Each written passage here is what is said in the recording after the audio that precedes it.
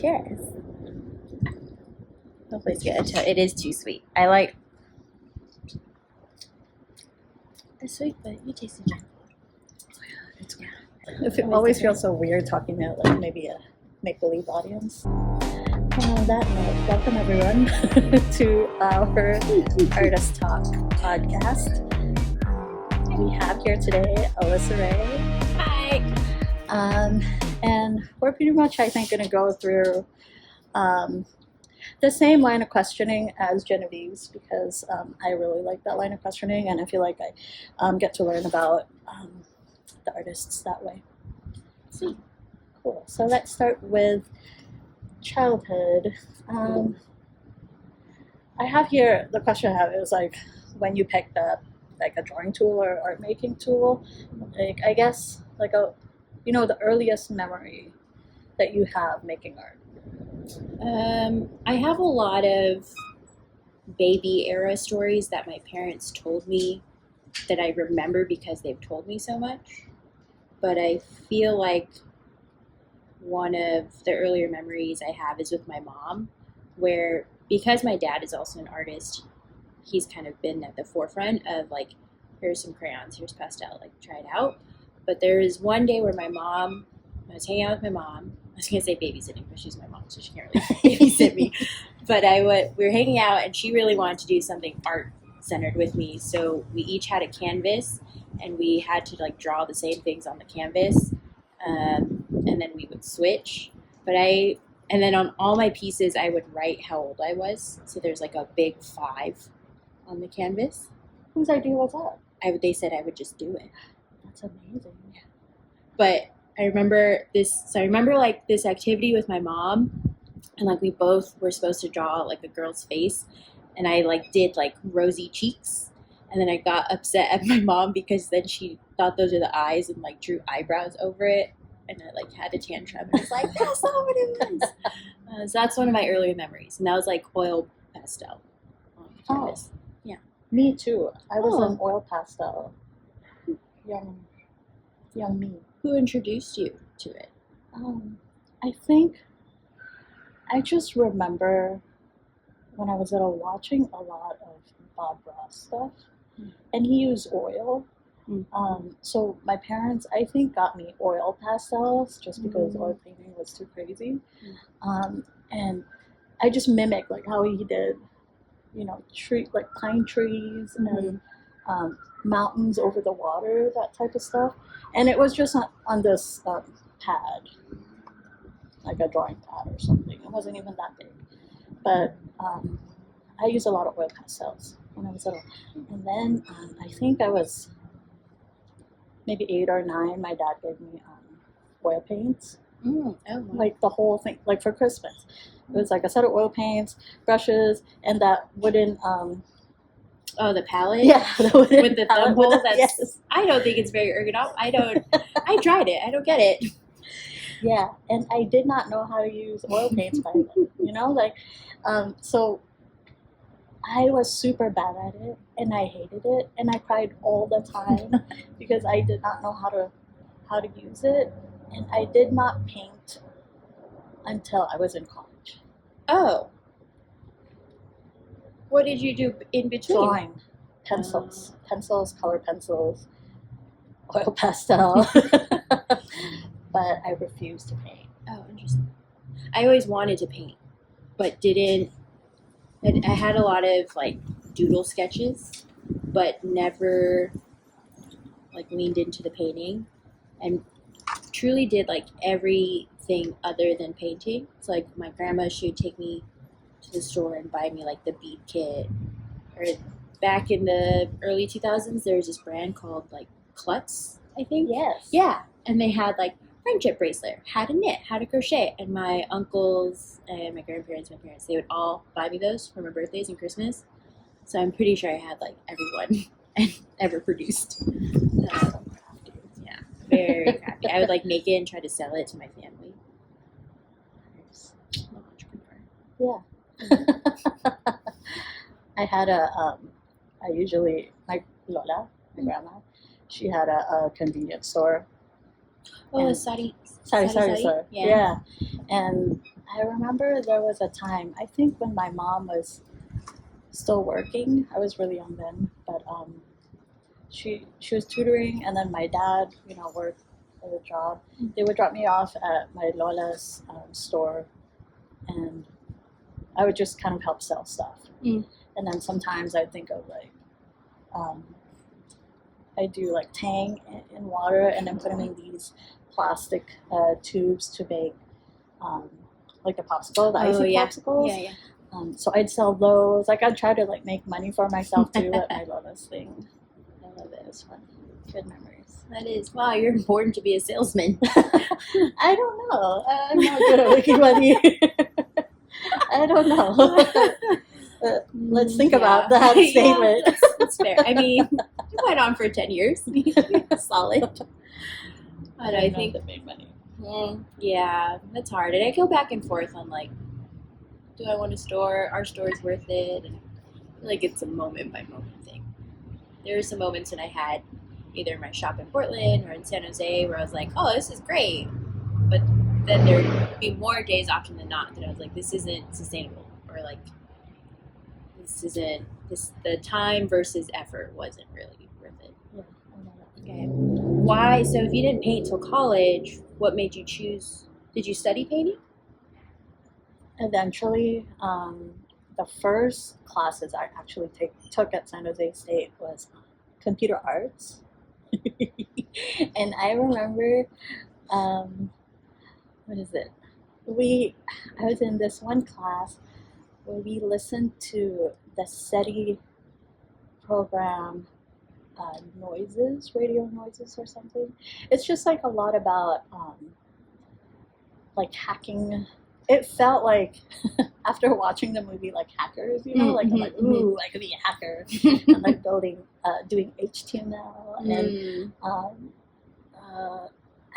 this one thing, I don't know how to do it now, but they taught us how to flood a computer with just windows popping up, a whole bunch of them popping up. That's for sure hacking.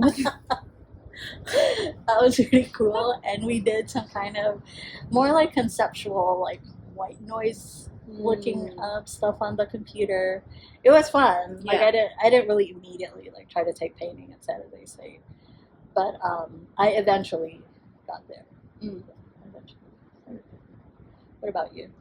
I wanted, because I studied language, literature, and linguistics, which I really enjoyed. So there's an emphasis on Spanish, French, and comparative literature in all three languages, including English, and I really loved it.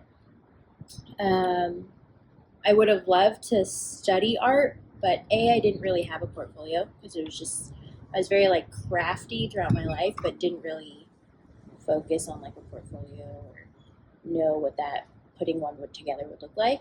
So then I didn't study art, and then my dad and I actually went to college at the same time, and he went to an art school, and so I was like, oh, well, I don't create the work like my dad does, so maybe I can't go to art school. So I just kind of didn't really try.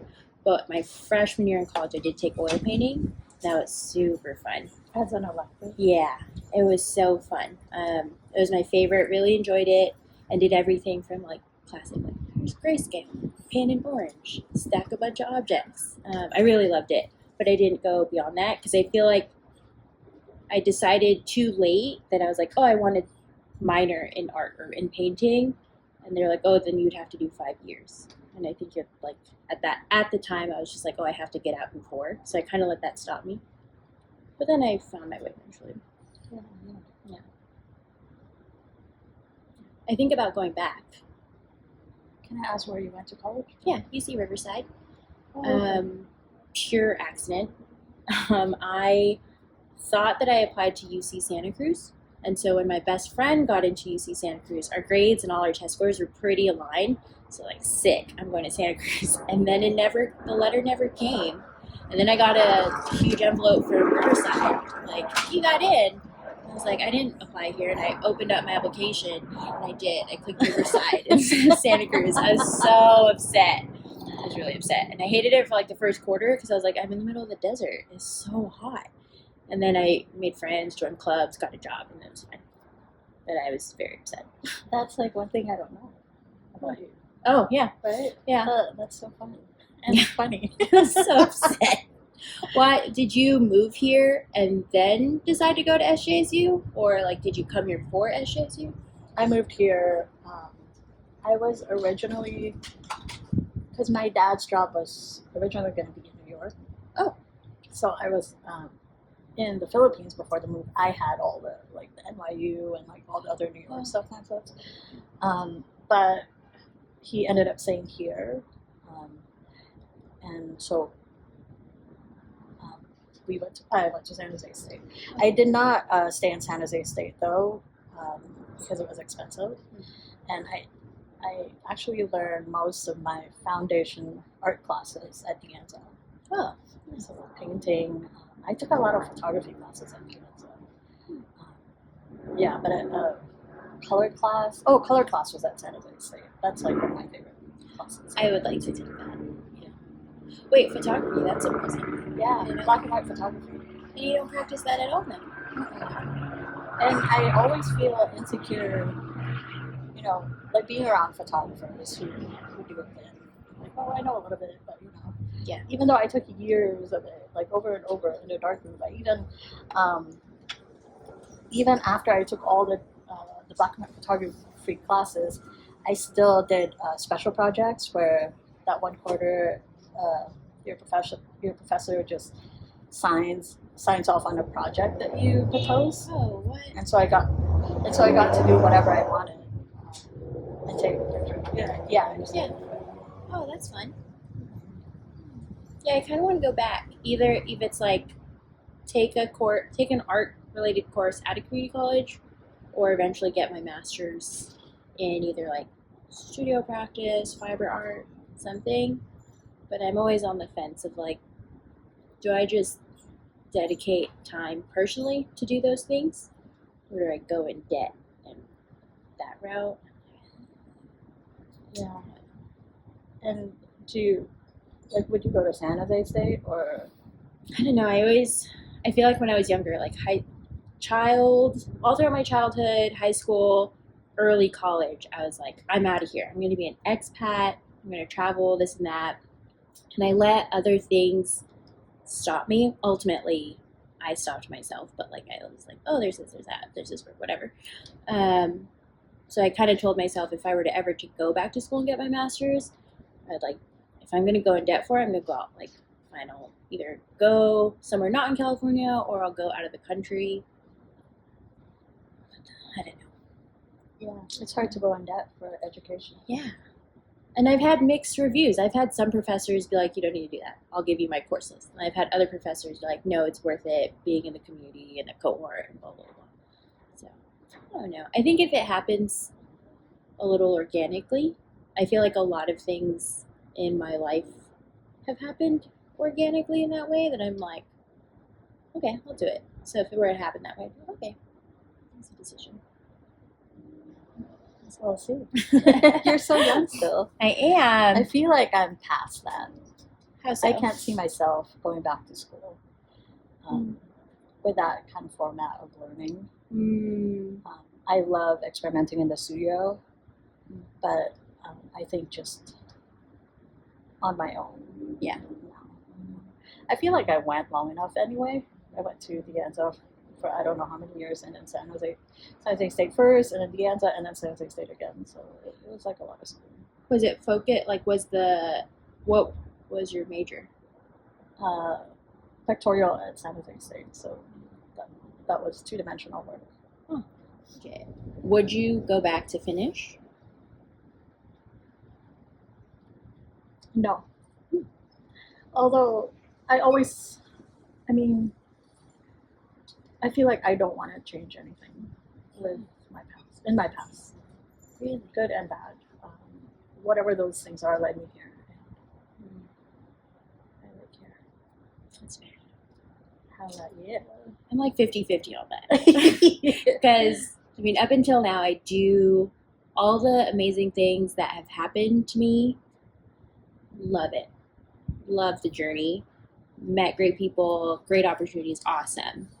But I do feel like there was a turning point where it led me down this path.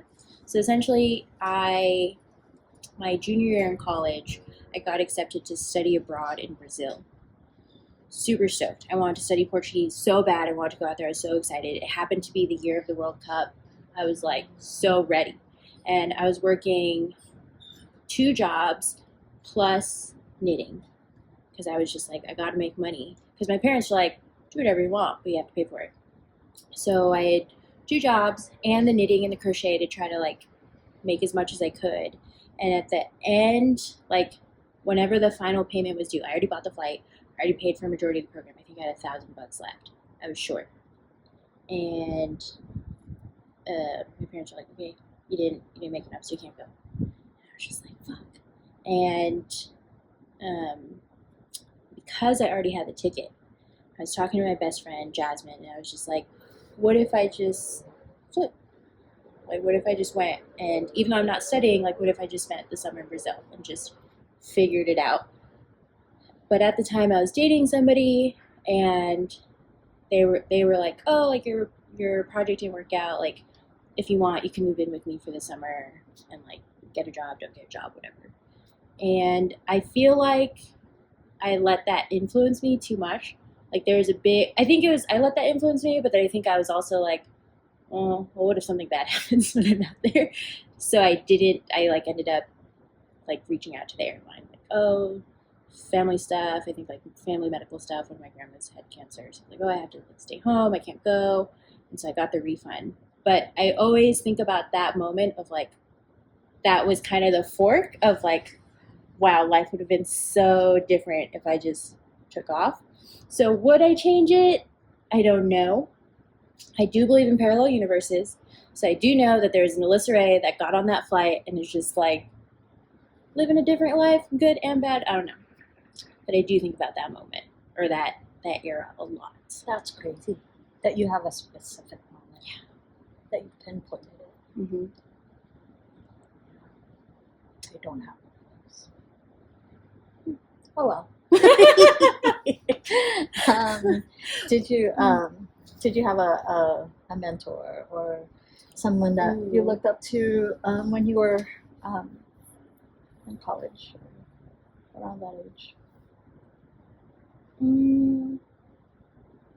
I feel like there wasn't.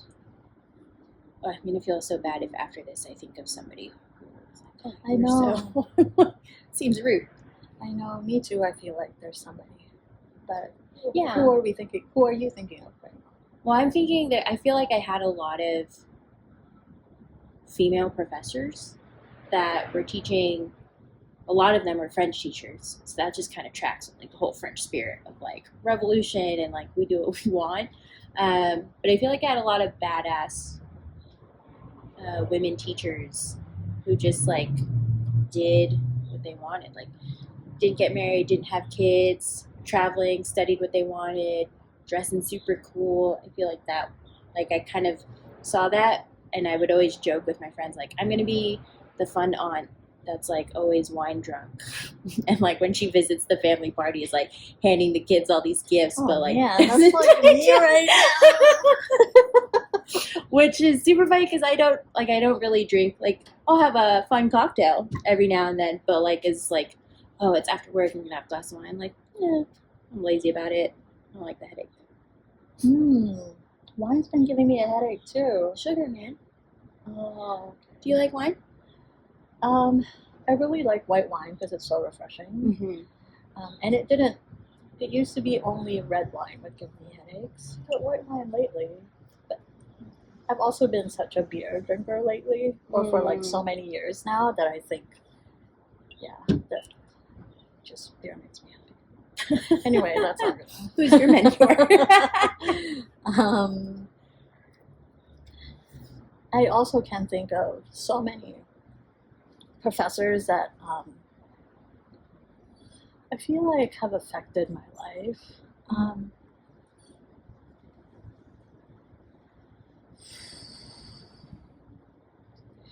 I had this English teacher at Dianza.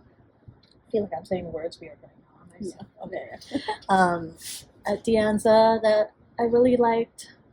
And it, like, she made me I feel like the stuff that she taught me on like the way to write, like writing style and all that stuff, I still remember and think of every now and then. At San Jose State, my second time around, I really wanted to go there because I wanted to learn from Baron's story. He's a super passionate illustrator. He illustrated the Lord of the Flies cover. Oh. And he's had several shows at Anna Dominique Gallery. Oh, okay. But a lot of his work are just so raw and like he has books. Sean took classes with him because he teaches at CCA. And then a bunch of the people I know who are like illustrators and painters through Sean have taken classes with him, and I love all their work. I have a few of Baron's books. Well, both Sean and I, we have a collection of his books, and it's just they're more like sketchbooks, and the sketches in it, and like his feelings, and there would be some writing all around the edges, and it just feels like I said, so raw, and like his soul is really there, and I wanted to be able to learn how to express myself that way, because I mean I do feel like I get kind of like private and guarded, and like the things I feel are mine and I want to hold on to them, you know. But with art, I want my work to show me, my soul, and like just my truth. Yeah. That's what Oh, I think I'm similar. I am horrible at expressing my emotions. Ask my parents, ask my partner.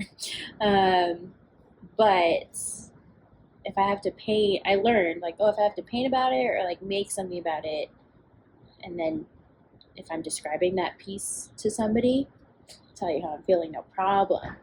But if we're just like talking or trying to work out an argument or whatever, I would just be silent, so silent. Probably some childhood issues I should work through. But don't we all have those? Oh, that's all. But yeah, I think it is nice having art to do that. Yes. But I didn't really do that with my knitting.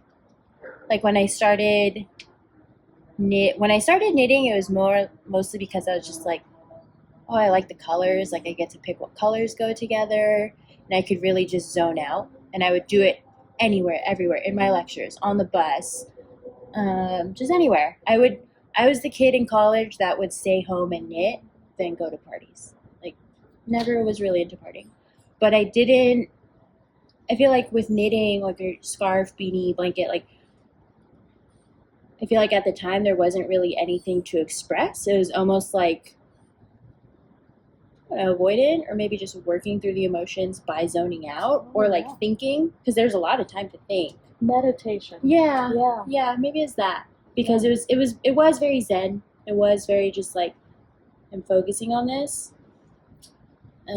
but there was never like that nudge to be like, well, what are you saying with your stuff?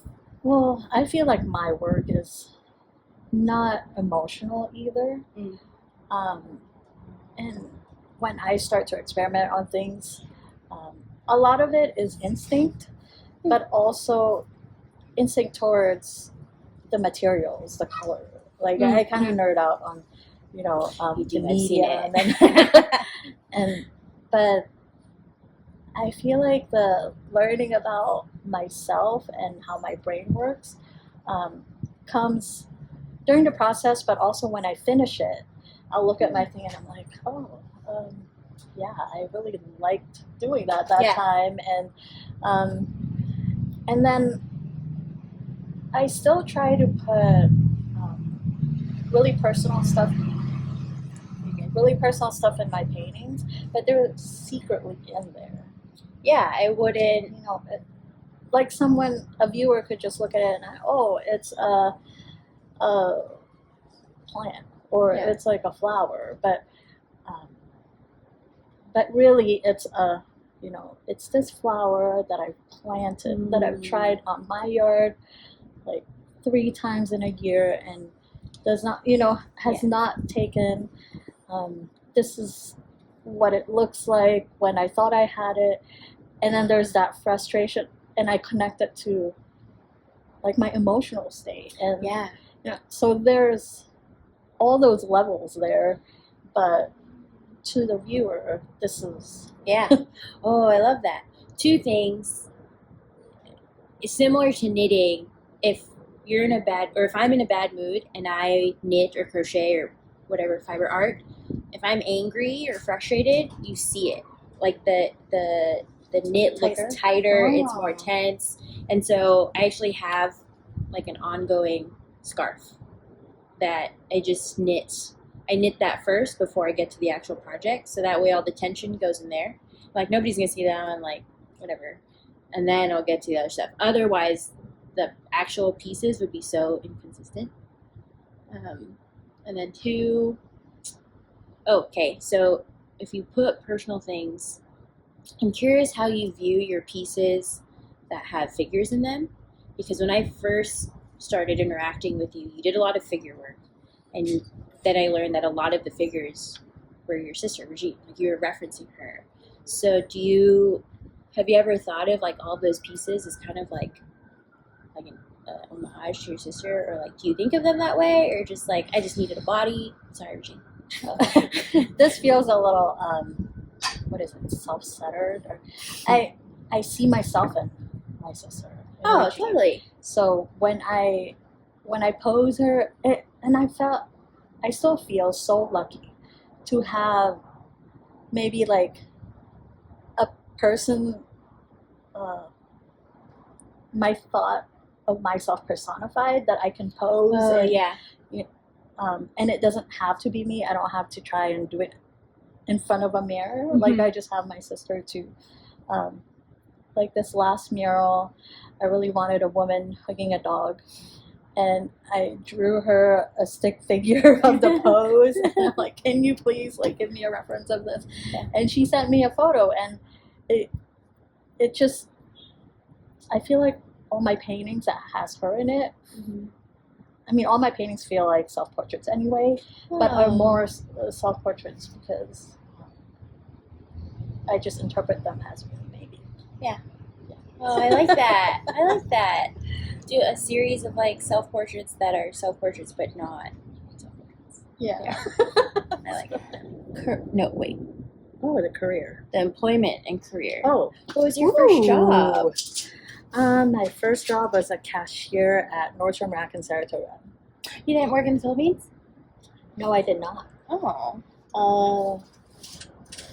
I didn't work when I was in high school. Oh, nice. Well, I mean, unless you consider hanging out at my grandma's sari store and pretty much selling stuff there. Yeah. I mean, it's experience.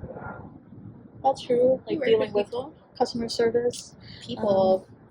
It's fun because it's crazy for me to think of how in that neighborhood people would come and use the phone at my grandma's sari store. Yeah.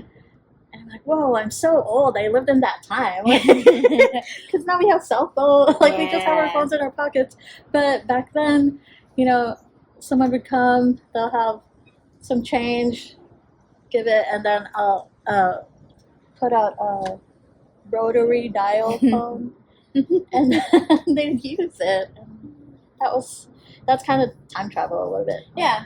I remember, I don't know if people still use it. I feel like WhatsApp has replaced it, but I remember being with my grandma and she would buy calling cards to talk to her sisters in Mexico. I knew my calling card. It's like I think it's as long as a credit card number, is it? Oh, it's like I knew 16 digits. Yeah, I knew my calling card numbers to use at payphones. Yeah.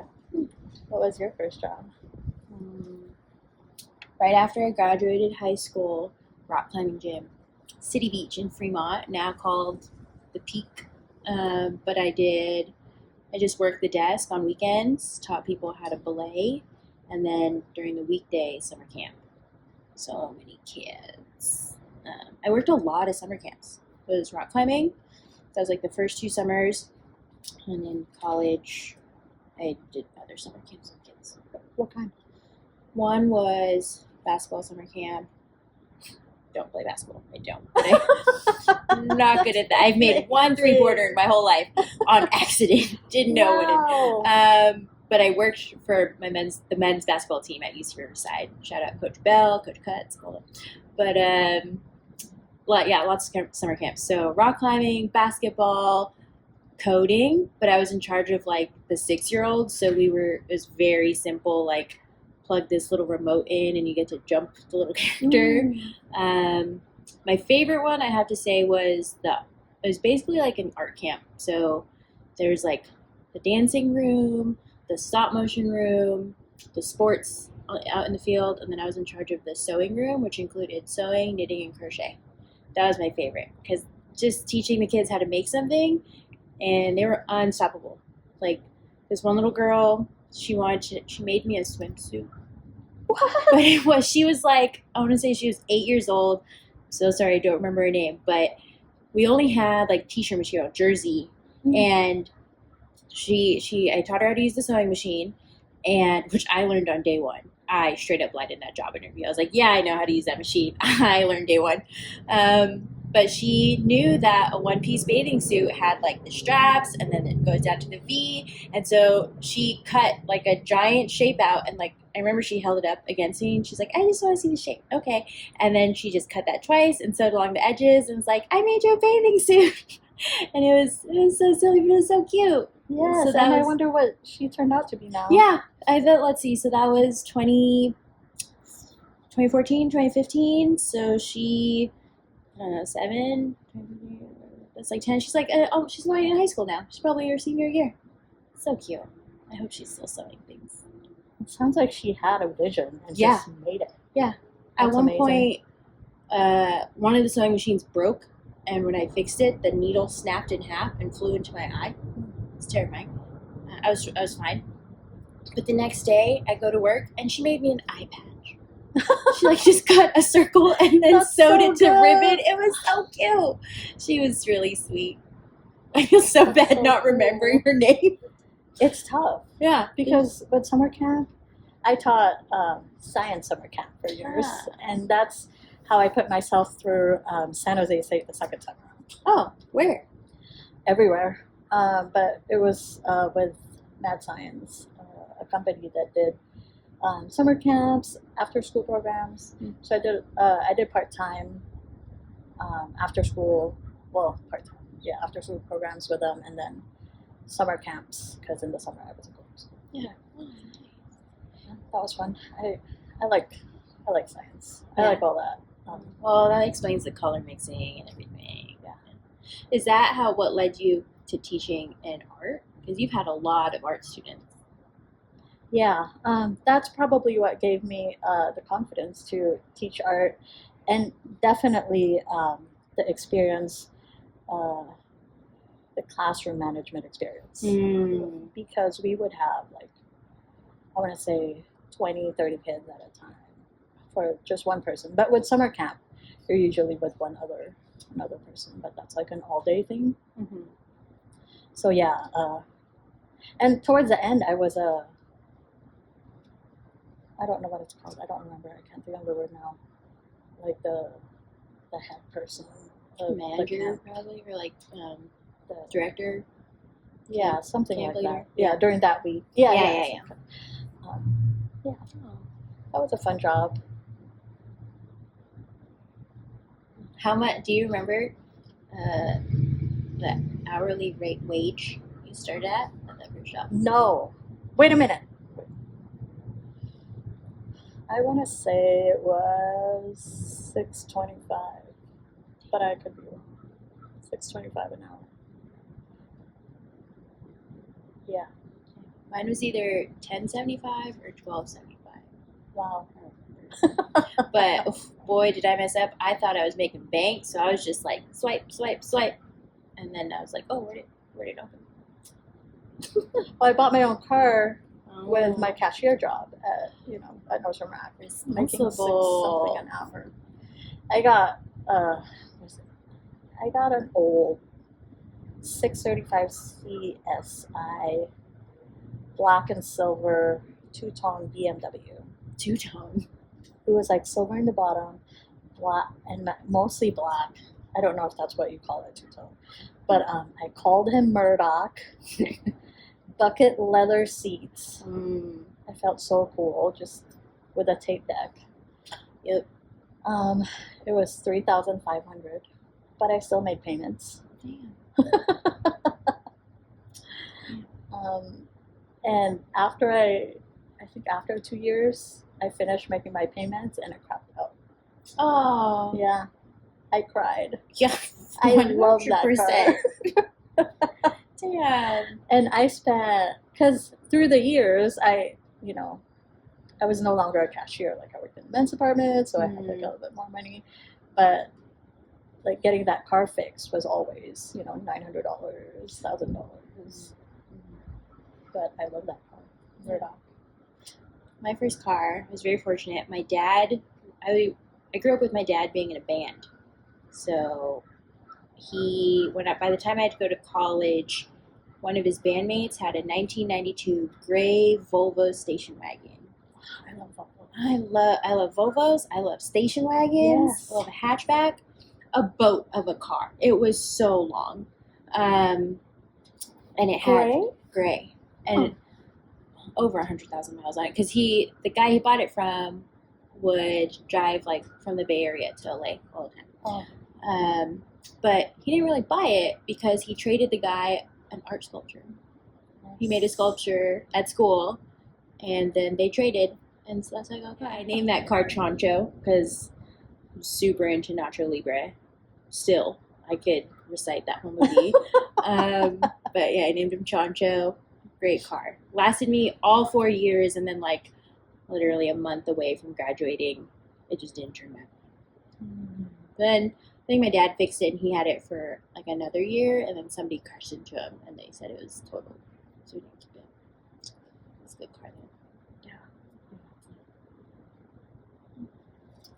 I like that we talked about our first car.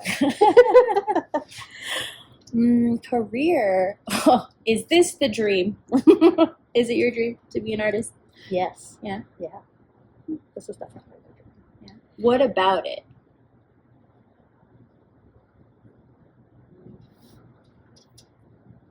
That's a complicated question. It's such a short question, but it's so complicated. I think when I had the arsenal, that was a dream. And then, I mean, everything has a good and a bad. Mm-hmm.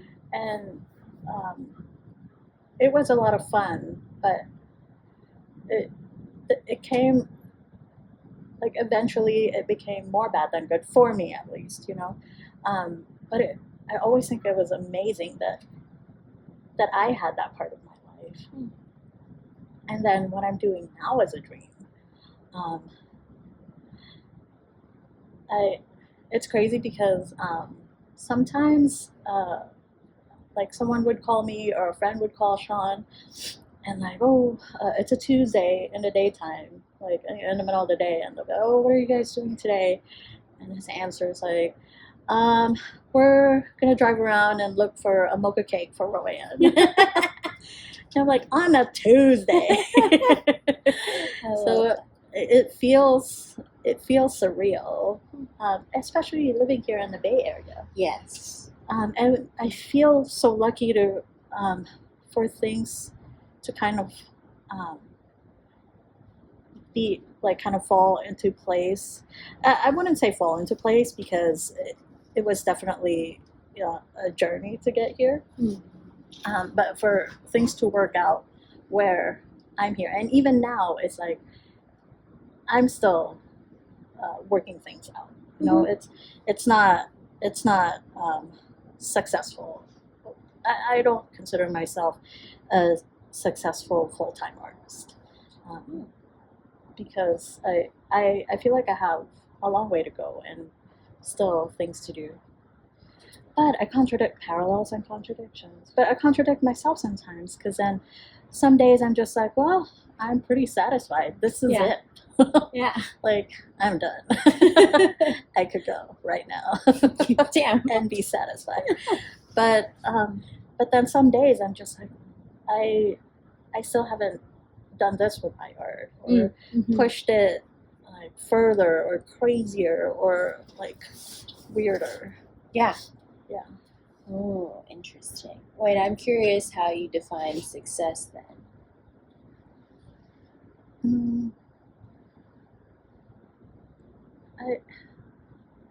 I've always, when I think of it, I think of a legacy that makes the world a better place.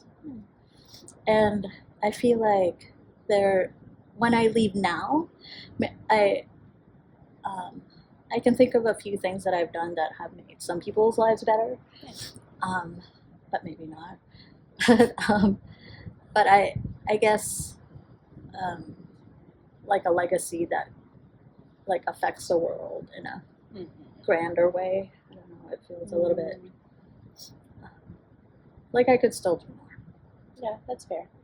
I feel like though, because there's that quote, you can't change the world, but you can change your little corner of it. And I feel like you very much have changed this literal corner that we're on, right? Because like everybody thinks of the Arsenal fondly, remembers it fondly. The students that you taught, like Kylie's out there doing her thing. She learned a lot from you. So I feel like in that sense of, maybe legacy isn't the right word, but like passing things on, or like creating a community or creating a safe space for somebody to learn, I feel like that is a big difference. Thank you. Well, you've made a difference. I mean, even like to backtrack, like thinking of college, like there were those like, not necessarily mentors, but women I looked up to. I was just like, oh, like she's doing cool things. But I would say my mentors have come later in life. Like I think of you as a mentor, as a friend. I think of Bilad as a mentor, as a friend. Like being able to experience the both of you and like learn from you, but then also like problem solve with the both of you has been really nice. And I think just in thinking of that, like the legacies that both of you are leaving behind to the people you're mentoring or to the students, since you both teach. It's nice. Oh, thank you for that. How about you? Is this the dream? Is this the dream? I mean, the dream is to not work. But I often find myself saying like a job is a job, whether I love my job or not. There are always days where it's gonna feel like a job. But I would say right now I'm very proud of where I am, like in terms of a career. I always say that I like fell into the arts or like fell into nonprofit because I didn't actively pursue it. Like I studied language, thought I was gonna be a translator. I was doing linguistics for a long time. I was always doing art as a side hustle. And then eventually did work up to doing art full time. Absolutely loved it. Like the last 6 months I spent in Portland, full-time artist and doing workshops and doing wholesale and writing the book, like amazing time. Like there was a point where I was sitting on the floor of my studio, my dog was next to me, and I was listening to an audiobook, like knitting. I had a big scarf order and I was just like, this here knitting, like this is my job right now, like such a sweet time. But it was very stressful because it's like, okay, if I don't make this order, I can't get paid. Or if I don't do this workshop, I can't get paid. Whereas now, I really enjoy being a curator. I think for so many reasons. Like I get to work with so many really cool artists and help realize their vision. I get to meet so many great people because of my role. And I get health insurance.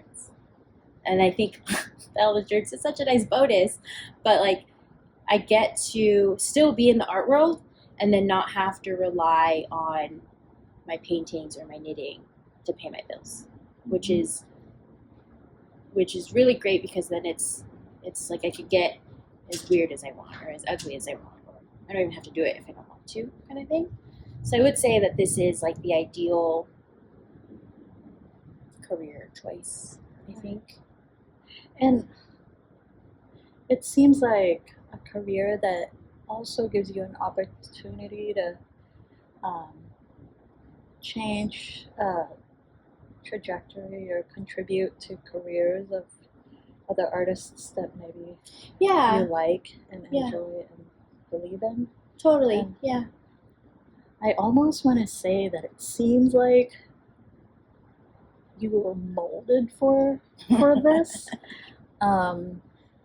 Like your dad being an artist, you know, it's Mhm. just being exposed to this environment at such a young age. Yeah. It felt like maybe it's so strange to say destiny because I that's so abstract, you know. Yeah.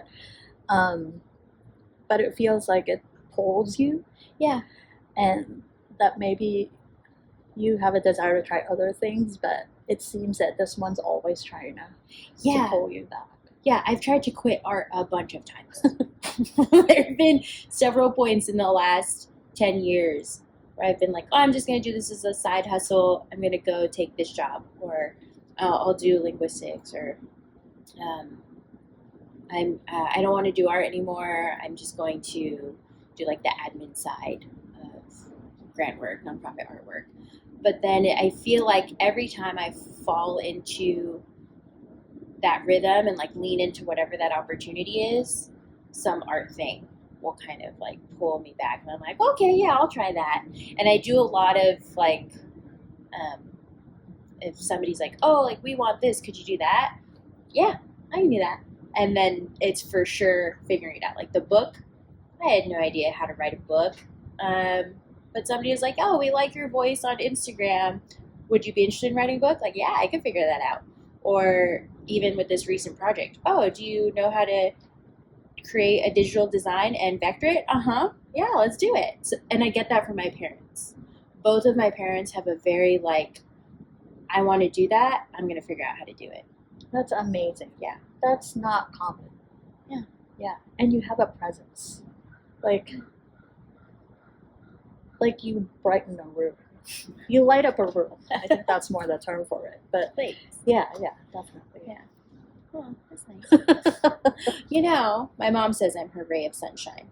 Alyssarhaye. That's where that comes Oh, from. yeah. And Alyssa Milano. She You liked Alyssa embody Milano. it. Oh. Yeah. Well, that's nice. Okay. So I do want to end that last section of like, I really do love my job. Yeah. I truly enjoy it, truly love working with other people. And I think overall, like curating an experience.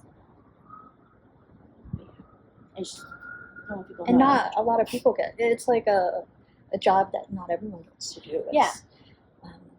I think overall and I think I would like to do this for the foreseeable future. Like in my mind, being a curator and a practicing artist really makes sense because A, I get to work with other artists, B, also building connection with like just so many different networks that I'm like, okay, this artist can work with that artist, or I could work with this artist, like so many different things.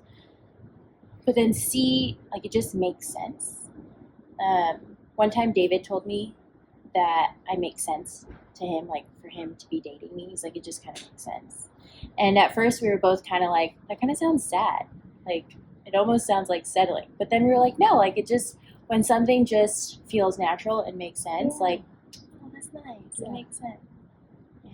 That's kind of how I interpreted that too. Oh, nice. Solid. Okay, if you were not a full-time artist, what would you be doing instead? Me first, or I thought you were going to go first. No. Mine is super weird because I think really this is the only thing I want to do. But every now and then, because you know how I like to watch those videos of like the French, the French stuff. Like I want to be one of those people that are working in the FBI French division and all the weird stuff. It just it it feels super. I'm super curious and interested in what else is out there besides normal wake up, eat, work, sleep stuff. Like I just, and I know that there's more to this, and I'm fine living our super fun life, but if I weren't doing this, I would want to seek out something that's crazier than this. So it's probably good that I'm being an artist. Otherwise, I'm a crazy lady. Just be out there. Yeah. That's your mission. Just walk around with a tinfoil hat. Do you believe in aliens? No. Okay. I think they're us. Oh, a little reptile human situation? Time traveling us. Us evolved us in the future. See, this is going to get weird. But see, it's okay. They're all us. Oh, that's right. I mean, I kind of see, in that vein, aliens in parallel universes, like, similar. Like, there's another us somewhere. Yeah. I think humanoid aliens is like versions of us. But there's probably other entities out there that our eyes can't see. And totally. The universe is so big. Unless it's Science, just all a man. simulation. Anyway. Okay, so what would you be doing? What would I be doing? I actually truly love languages. That is why I chose it. I studied it. I understood the English language and grammar better after I had to learn it in other languages. Because when you're learning another language, like in Spanish and French, any language, but my experience, Spanish, French, you had to learn what a past participle was, or like, this is past tense, this is future, this is conditional. And when you're learning those things, like, it helps to know, like, what they mean, and then thinking back in English, you're like, oh, that's what that is. I'm not even going to give an example. It's been a minute, but it was interesting, like, being able to learn English better, learning other languages, and I really enjoyed reading in other languages. Wow. That was really fun. Excuse me. I hope you can't hear that part. But I really enjoyed reading in other languages, using the other language. I'm a bit sad now because I don't practice it as much. Like, considering I grew up in a Spanish-speaking household, like, my parents kind of go back and forth on what language my first word was in. I went to dual immersion school in elementary school, and then I continued to study it in college. There was a brief time where I stopped speaking Spanish because I got bullied for it, and I didn't tell anybody. And so I feel like that has stuck even till now. Because even now, like, even how many thousands of dollars did I pay to learn proper Spanish, collegiate Spanish? There's still moments where, because I don't practice it now as much as I should be, like, even speaking with the Mexican side of my family, we all mostly use English now that my grandparents are gone. I feel like when I have to speak Spanish with folks for my job or just out in the world, I stumble a lot because that like past part of me getting bullied, like, kind of comes back of, like, oh, I'm going to say it wrong, or, I'm speaking whatever. But I would do something in language. Either be a translator or, I don't know, somehow incorporate traveling with it. Is it easy for you to learn a new language? I think it was. Spanish and French were very similar, like, both rooted in Latin, and both, like, the conjugations are similar. Mm-hmm. I did take Tagalog in high school. That was fun. But also, like, no one to practice that with. But I do like languages a lot. Yeah. So, I do that. I could incorporate that into my life now. Yes. I very much could. And it's also, I feel like maybe it's just a lot of ego of, like, just get over it. Even if you get it wrong, like, you should just practice it. Oh. Do you speak Tagalog at all? Yes. With who? My mom sometimes. I'm not sure why I feel like I don't lose. Like, I never lose it. I'm like all like, I'm so good at Tagalog. And then I start speaking Tagalog to someone and they're like, oh, no, you sound weird.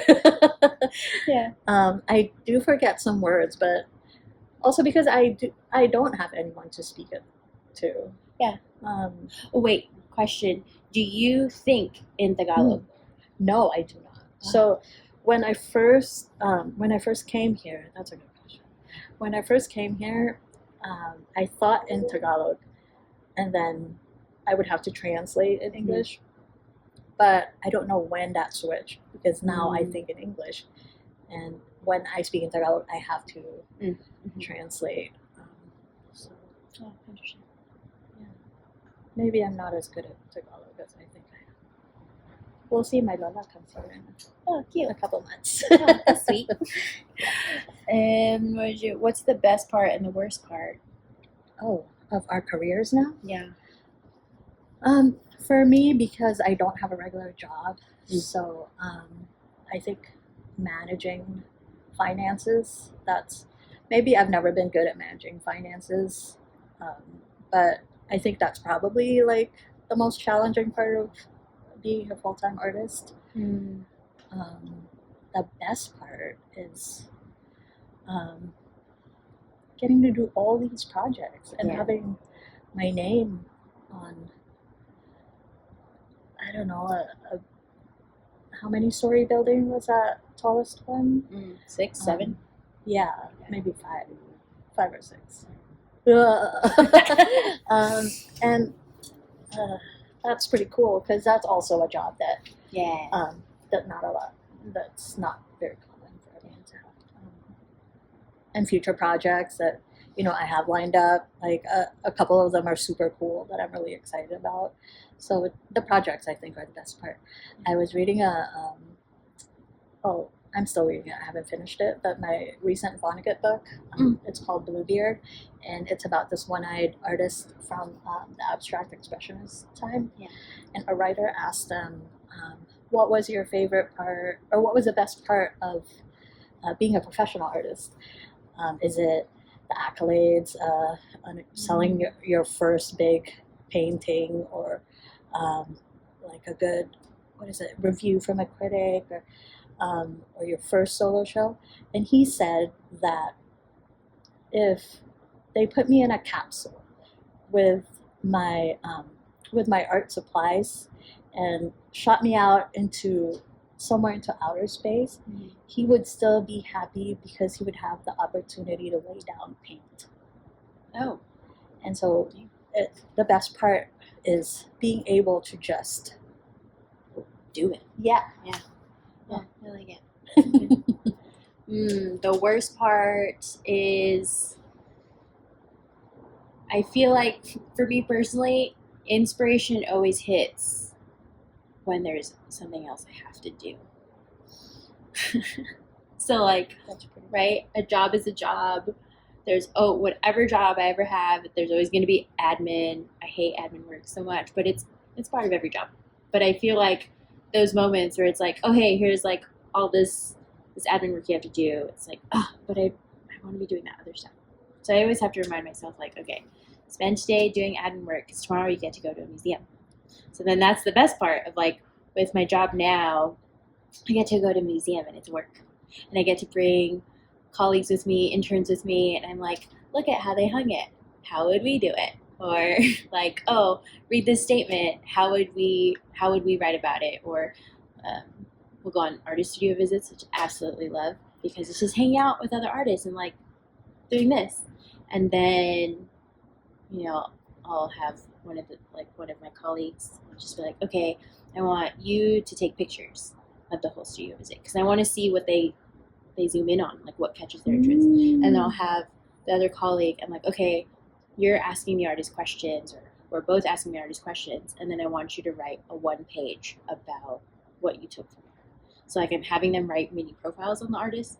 I kind of got that from content, like, what can we learn from this person in an hour? And that's the best part, because you just get to learn about people and like what makes them tick. And I really like about the taking picture part. Yeah, because it's so fun to see see things from the eyes of someone else. Yes, especially because I think, like, as you get older, and maybe it's different for everyone, but I feel like as I get older, I take pictures of things throughout my life in similar ways. Like there's always a certain angle I take, or always taking a shot of I don't know, the garage with the plants next to it, and all that stuff. But then, like, well, what's this person's perspective? Like, what are they zooming in on? Oh, I like this question. Other than your career, what else do you do? And I think for us, it's more appropriate to say outside of art. Yes. Yeah. You first. Ooh, okay. I go in phases. Like, I think everybody in this day and age is like maybe unpopular, controversial opinion. Like, I feel like we all feel like we have ADHD. But, like, I haven't gone to my doctor and been like, yo, I think I have ADHD. Like, maybe I do, maybe I don't. Maybe I just have way too many interests. But, you know, all the videos I watch, I'm like, maybe I have ADHD. Because I have so many hobbies. So I like every different type of fiber art. But outside of art, had a rock climbing phase. I don't want to say I had a cycling phase because I'm still biking. But I feel like, I mean, pandemic times, that was like go out on a Tuesday and ride 50 miles. Like, that was just it. And now it's like, okay, how do we work that around a day job and projects and all that? But cycling, I say, is a big thing now. I do enjoy cooking. Trying new recipes. Love a new recipe. I don't think this would be considered art solely because it's not part of the practice that I put out, but I do enjoy sewing. Over the last 5 years, 6 years, I've made bags, but I really want to do clothes. Really, really, really want to do clothes. Like, I'm currently knitting a sweater for myself. It's like an electric blue sweater. And then I have this vision because I bought a kit from this place in Portland called Clumhouse, yeah. And they make patterns for bags, like out of like duck canvas, and it's going to be an electric blue bucket bag. And then I want to sew the pants, and then it's just an all blue fit. Oh man, I think about it all the time. And I love electric blue. It's such a good one. It's such a good color. Oh yeah. Like, wait a minute. So did you make this? I did not. Okay. This is from Knittle Studios, okay. Women owned in San Francisco. But I do really love sewing, and I feel like now, like, I want to kind of recenter or maybe just reprioritize my life. Like, I do absolutely love my job, but I want to keep it 9 to 5. Do a better job of keeping it 9 to 5. And then, like, still do my arts practice, but also, like, how can I like sew for myself more, or how can I cook more, or hike? I like hikes. Yeah, like a schedule, like a more adhere to more schedule where you keep the work at certain times. Yeah. Isn't it funny, like, scheduling free time? Yes. I have a friend, her and I, when we first started hanging out, because we both started at Maka around the same time, like a couple weeks apart, and we hit it off immediately. But we were both like, oh, we should go to San Francisco and check out all these yarn shops. Or, like, we would schedule what we called spontaneous time. We were like, okay, we're gonna go to San Francisco, but we'll be spontaneous about what we do. But we know we'll be in San Francisco from 2 to 6. So it's like scheduled spontaneous time. It's not even like just for that day. Yeah. Okay. So I feel like I need to do a better job of, like, okay, I'm not gonna plan anything or say yes to anything for Sunday. Like, I need to be better about, like, being at home, taking care of home, being a better partner, like all those things. Being a better partner should be a hobby. Or, like, maybe I need to think of it as a hobby. I don't know what that says about me as a person.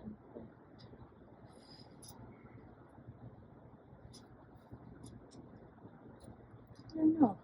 And I don't know if it's for everyone also. You know? I don't know if that's for... Oh, one thing I noticed that you like to do. You like to run when it's really hot. Oh, my God. That's so funny. Yesterday it was very hot. I actually hate running. Funny thing about that is the first time David and I did that run club, we went with a couple friends, and I dragged him to it. He's like, why are we doing it? And then ever since then, that was back in February, he's gone every Monday, and now he's dragging me out. And I did it because I was just like, I should move my body. And then now I'm just like, this is horrible. Like I don't want to do it, but I know I need to move my body. Like Yes. both my parents, they're in their early 50s, but both super active. Oh. And I'm like, I know that part of it is going to be genes, but also like I still got to move my body to hopefully be as active as them when I'm in my 50s. So I hate running, but that's why I'm always live streaming or doing silly stories when I'm running, because I'll focus on that mentally so that I'm not thinking about running. So like yesterday I was like getting to mile 2 so I can upload a story or else I'm just gonna be miserable. Especially on a Yeah, hot day. Yeah. 90 that's minutes. funny. Damn, people think I'm a runner. No. Well, when you said like you want to be better at taking care of home, that is my thing. Yeah. I love the domestic life. And I like that you call it the domestic life. because like I love just like when so during the summer, well, Sean taught summer this year, but he would just be home most of like there's no regular schedule of when I have the house to myself. But when like in the fall when he has a schedule, like our roommate has a 9 to 5, and then Sean has like a regular schedule, so I know when I'll be home by myself. And I just love like Sean thinks. Well, there was one time he was like, "What do you do all day? Just sit on the couch and watch TV?" And I'm like, my butt never touches the couch when I'm here, and the TV is not on. Like all I do is like deep clean the house, and it makes me so happy. It really makes my day. And yesterday I had my first, because yesterday was Sean's first day teaching, and I cleaned the kitchen. I set up like this new water fountain for the cats.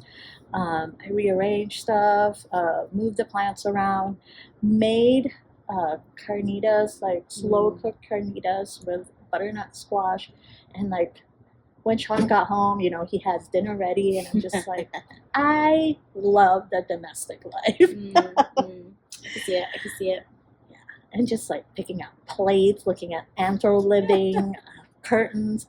Like sometimes I'm just sitting there, Sean and I watching TV, and I'm just like, what should I color this wall? And I just think of this part of the house needs more light, like maybe like a chandelier or something. It's just that's all I think about, like just making the house as comfortable as like. Wait, did you answer the question? Oh, you did. You said you'd be doing. That's other stuff. Yeah, be a housewife. But I would say if you weren't an artist, you sounds like interior designer. No, architect. I wouldn't do it for other people. Okay. Because I don't think that would require putting yourself in someone else's That's right. mind and what's good for them. But I don't know. I see it as like a trust me, because I'll show you what looks nice. But not everyone likes the That's true. Yeah, more is more. Sometimes people like the minimal stuff. Yeah. And I'm not too much into that minimal stuff. You like more just eclectic. Yeah. I can see it. I've seen your mid-century modern furniture. It's funny because I think that mid-century modern furniture can be very minimal. Yeah. But then the context around it, the color of the wall, how many pillows, the paintings on like the wall. Like a red-orange wall. Yeah. You have a red-orange wall, don't you? Yes. Okay, future. Okay, what are you looking forward to? What am I looking forward to? Honestly, some time off. I went really hard in art. I was going to say hard in the paint, which is like a basketball term, but I literally went hard in the paint because I learned how to paint. I went heavy on the art projects this summer with the residency, the duo show, last minute submitted to a group show, and then this most recent project. And I feel like I learned a lot, absolutely loved it. Like, I got to just spend so much time in that studio just working on my thing. Like, I would do not disturb and just like, nope, this is what I'm supposed to be doing right now. That was really fun. But I feel like now what I'm looking forward to is like, yes, continuing the practice that I built up. Like I have some unfinished paintings from that time that I've been thinking about, like, oh, how am I going to finish it? But also just some like time away from that as well. Like I keep telling David that I want to travel. I'm like, we need to go somewhere. I want to go do something. I want to do like experience another country, another city. I want to do city life. I want to sit on a beach with a book. Like, I just kind of want to just like explore. So that's Do you get a, or is that just maybe for teaching? Like, do curators get sabbatical? I don't know. I mean, maybe it depends on your institution. I don't know what Magla does something when you hit 5 years. I can't remember what it is. I think it's like a monetary thing, but I don't think you get like time off. Sabbatical would be sick. I mean, the eventual like, that'd be tight. Yeah. What are you looking forward to? I really like the series that I started, and since it's just the first painting, Yeah. it feels like there are so many more paintings to look forward to, Yes. and also different styles of interpreting what I have in my head, you know. Mm-hmm. So that's one thing I'm looking forward to, but I'm also looking forward to being an older lady than I am now. You're not old. Not even that old. You're just not old. My hair says different, and my bones. But I'm always planning on what it's gonna be like to be an old lady. Like my most recent one. So for a while, I was like, oh, I said when I'm 60, but probably not until I'm 70 now, since I think the series is gonna take a long time. You think you're going to spend the next 30 years on this current series? I'm 43. Yeah, Oh, 70, 30 that's years. true. 30, 60, 50, 60, 20 years. Okay. But when I'm 70, I'm gonna learn like really kick ass at playing guitar. Oh, okay. But since I can only do one thing at a time, I'll have to forget all my painting stuff and then put all that, take all those files out, put them in the drawer. Yeah. And then put new knowledge in. But who knows if I will have even the brain power to do that, to learn something new. So, Yes, you can. I might have like clicked out of our timeline and gone to another dimension. I don't think so though, because my grandpa Don, everybody knows my grandpa Don. He turned 87 this year. That man reads, I swear to you, like a book a day. I mean, he's retired, and he's either working on the house or reading a book with wine for both of those situations. But okay, maybe not working on like coffee, but a lot of time wine. But 87, he's still sharp as a tack. Man can hold a conversation about the most serious topics in society right now, just solid. And I feel like you read a lot, so you'll be fine. Maybe. Yeah. Might be genetic too. Who knows? Fair. His mom did live to 101. Amazing. Yeah. How old's your Lola? 94. Oh, yeah. Solid. And she's gonna travel here by herself. So no, with my aunt. Oh. But my recent thing is paddleboarding. Oh, yeah, paddleboarding. Like that's what I want to do. Hopefully, I get to do that this year, and then just be a paddleboarding old lady. Yes. We have an inflatable kayak. So I'll take the kayak and you do the Paddleboard Lake Tahoe. Yes. Yes. And then what's great is you can bring your book onto it. I know. And then I can work on my core and my balance. Yes. And I can be a healthy old lady. Yes. I would say maybe recommend working on that before you get on the paddleboard. Just a little bit. Yeah, I know. I'm also planning to get a life vest. Oh, yes. Get the whistle. Usually when you buy, because when we bought the kayak, it came with a whistle. Because if you get stranded in the middle of the lake. Yeah. Titanic. We wear Maybe it. like It hasn't- yeah. if there's other people. Okay, we're almost to our one word section, which is gonna be so hard because We just wanna gonna explain be, it. I know, I it's gonna be so know. hard. Okay, if it were up to you, how does it end? This is dark. That's why you said it was gonna get dark. Oh, you go first. I feel like you've really thought about this. Have I really thought about this? I guess lately I've been saying that hopefully by the time I'm ready to go, that technology would have invented, I just said this to Lan today, like some kind of ray gun that like could shoot us and we just scatter into stardust. No pain, nothing, I guess. Oh no, I'm so weird in this one. No, it's natural. It's natural. But I think there's It's candid. no age restriction for doing art, so Oh, I could yeah. be artists forever. Yeah. Until yeah, painting hopefully, so, and paddleboarding. Oh, but it won't end Yeah. on the paddleboard. It's scary. I don't like the water. How does it end? I'd like to continue being a curator artist. I'm hoping that, like, in the next 5 years, larger institutions won't care that I don't have a master's related to art. The paper ceiling. Yeah, because most of those places now I can't. But in 5 years, I'll have how much experience in the field, so I'm hoping like they won't care.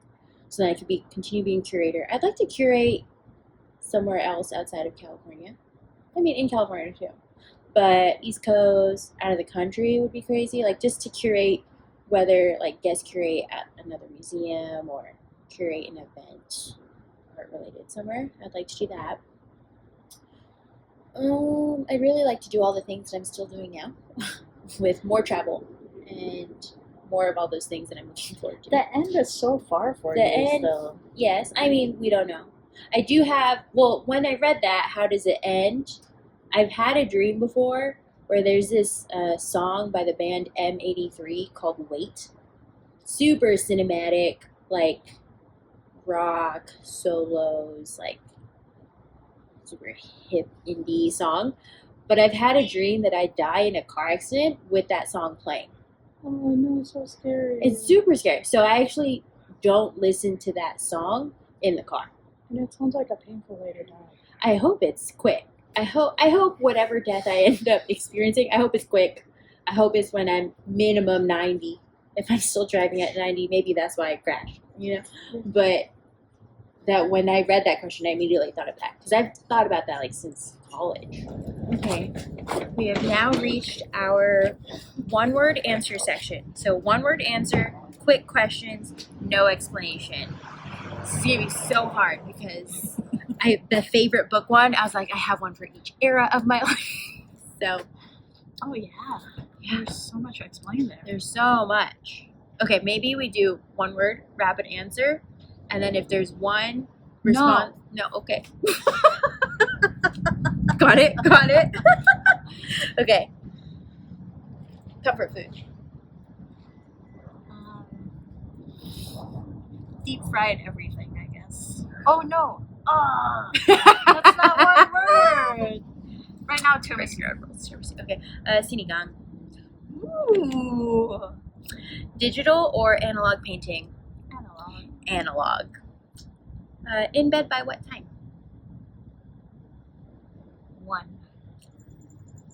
10:30. Asleep by what time? 4. Midnight. Oh my god, you're what time do you wake up? 10:30. Something you give yourself a hard time about. You do this first.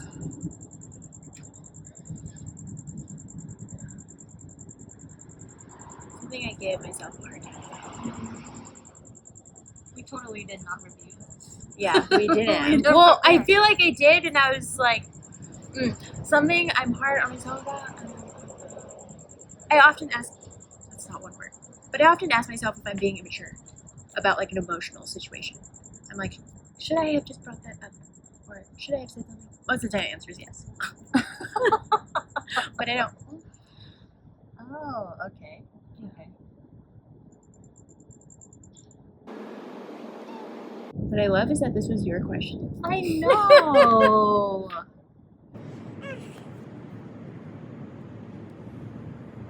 First thing comes to mind. When you said that, I'm like being an asshole. Oh, yeah. We've talked about that a lot. Of like, am I being an asshole? Yeah. That's true. And then people think we're so nice. Right. Okay. Favorite book? It'll have to be Slaughterhouse-Five. So rude because I don't remember the author's name. I think first name's Gabrielle. But Tomorrow and Tomorrow and Tomorrow. Genre you read most? Sci-fi. Same. Love it. Parallels. If there's something you could be the best in the world at, what would it be? Playing guitar like Prince. Oh.